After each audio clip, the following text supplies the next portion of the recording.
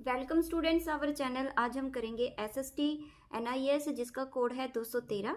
Students हमारी जो ये वीडियो है आज की, ये हमारी रहेगी मानचित्र की, क्योंकि हमारा अभी जो टॉपिक चल रहा था वो मानचित्र का ही चल रहा है, यानी मैप का। आपके एग्जाम में 12 नंबर के क्वेश्चन जो है मैप के अंदर से पूछे जाएंगे, और मैप जो है इतना मुश्किल अब की बार नहीं दिया गया। इससे पहले मैंने 2 मैप जो है प्रीवियस वीडियो में करा दिए हैं। अगर आपने वो अभी तक नहीं देखे हैं तो आप उसको देख सकते हैं, प्लेलिस्ट में उसका लिंक आपको मिल जाएगा। आज की शुरुआत हम करेंगे अपने जो है भारत की प्रमुख बंदरगाह से। ठीक है, तो स्टूडेंट्स बंदरगाह किसे कहा जाता है, सबसे पहले मैं आपको बताऊं, इसको हम सी पोर्ट के नाम से भी जाना जाता है। ठीक है, जब हमारा समुद्री जो हमारा एरिया होता है उससे हमें व्यापार करना होता है एक देश से दूसरे देश के साथ, तो काफ़ी सामान जो है, बड़े बड़े जहाज जो होते हैं वो उनमें सामान डाल के एक स्थान से दूसरे स्थान पर पहुंचाया जाता है समुद्री मार्ग से।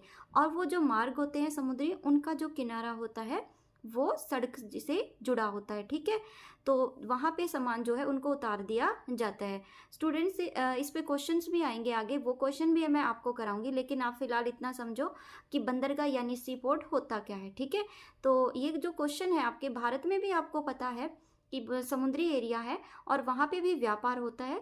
एक क्वेश्चन आपका एसएसटी में पूछा गया था कि जो वास्को डी गामा है वो कौन से मार्ग से भारत आया था, तो वो जो है कौन से मार्ग से आया था, समुद्री मार्ग से। और किसके द्वारा आया था, जो पानी के जहाज होते हैं उनमें जो है बैठ के ही आया होगा। ठीक है, और वो इंडिया की जब उसने भारत की जब खोज की थी। ठीक है, तो हम बताते हैं कि आगे जो हमारे क्वेश्चंस होंगे वो कैसे होंगे। इसमें देखो बंदरगाह तो बहुत हैं, लेकिन हमारा जो टॉपिक है उसमें हम केवल 12 बंदरगाहों के बारे में आपको बताएंगे।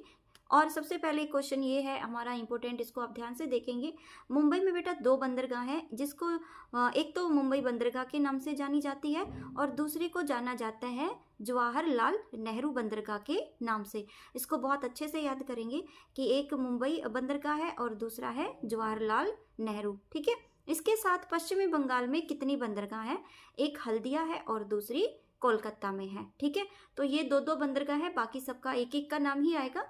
और अभी मैं आपको मैप दिखाऊंगी और कुछ बंदरगाह ही बताऊंगी जो आपको याद करनी है। स्टूडेंट्स ये देखिए आपके सामने मैंने ये जो बंदरगाहें हैं आपकी बुक से ही इनके नाम उतारे हैं, तो आप पहले इन बंदरगाहों को याद कर लो बेटा, क्योंकि इसी में से एक आध क्वेश्चन जो है वो पूछ लिया जाता है।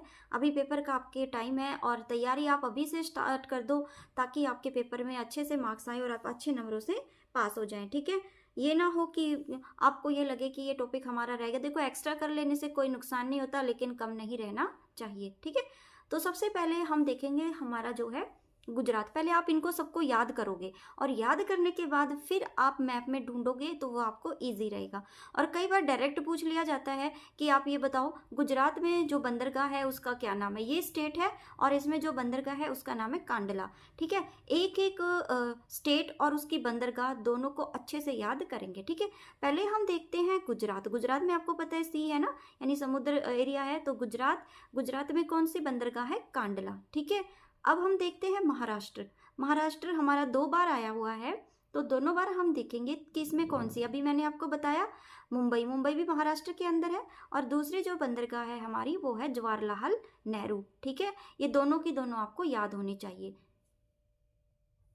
आगे देखो बेटा 4th नंबर पे हमारी क्या है, गोवा। ठीक है, गोवा भी एक है, इसमें है मारमा गांव। ठीक है, इसको याद कैसे करोगे, गांव और गोवा देखो सेम सेम लग रहा है ना, मारमा गांव और गोवा।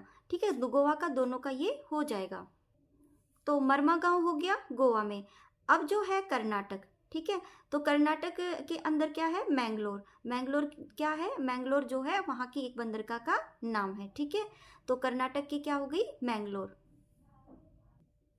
अभी हम नेक्स्ट देख लेते हैं केरल।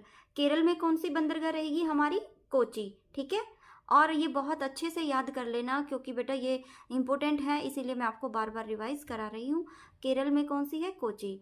तमिलनाडु में कौन सी रहेगी, देखो यहाँ पे आपकी सिलेबस में टूटीकोरिन लिखा हुआ था, लेकिन ये तूतीकोरिन है। तमिलनाडु तूतीकोरिन, ये याद हो जाएगा, त से हैं दोनों नाम, तो तमिलनाडु में कौन सी होगी, तूतीकोरिन।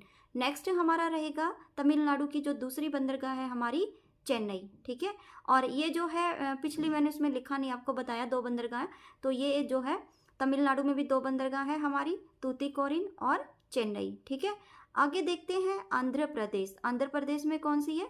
विशाखापट्टनम। ठीक है। उसके बाद हमारा दूसरा जो आता है यानी 10 नंबर पे ओडिशा। ओडिशा में कौन सी है? पारादीप। ठीक है। नेक्स्ट हमारा जो आएगा है पश्चिम बंगाल। पश्चिम बंगाल में हमारी है हल्दिया, और दूसरे पश्चिम बंगाल में है, मतलब दूसरी जो वो है कोलकाता। ठीक है। तो आप देख सकते हो इस वीडियो में पश्चिम बंगाल में दो जो हैं, एक देखो यहाँ पे, एक तो ये वाली है पश्चिम बंगाल।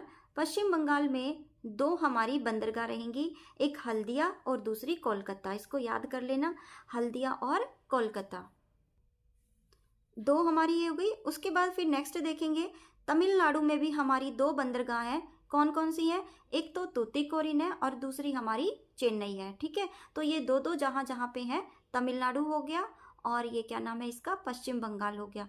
नेक्स्ट देख लेते हैं कौन सी है। नेक्स्ट हमारी रहेगी महाराष्ट्र। दो महाराष्ट्र है, एक मुंबई और एक जवाहरलाल नेहरू। जो दो बंदरगाह बनेगी महाराष्ट्र के अंदर, एक मुंबई बनेगी और दूसरी बनेगी हमारी जवाहरलाल नेहरू। ठीक है। और बाकी आपको जो है ये सारी की सारी याद कर लेनी है। एग्जाम में कैसे पूछा जाएगा, आप ये बताओ महाराष्ट्र में कितनी बंदरगाह है? दो, उनका नाम बताओ, जिनका नाम है मुंबई और जवाहरलाल नेहरू। आप ये बताओ तमिलनाडु में कितनी बंदरगाह है? दो, तूतीकोरिन और चेन्नई। ठीक है। और फिर ये पूछ लिया जाएगा पश्चिम बंगाल में कितनी बंदरगाह है? दो, एक हल्दिया और दूसरी कोलकाता। ठीक है।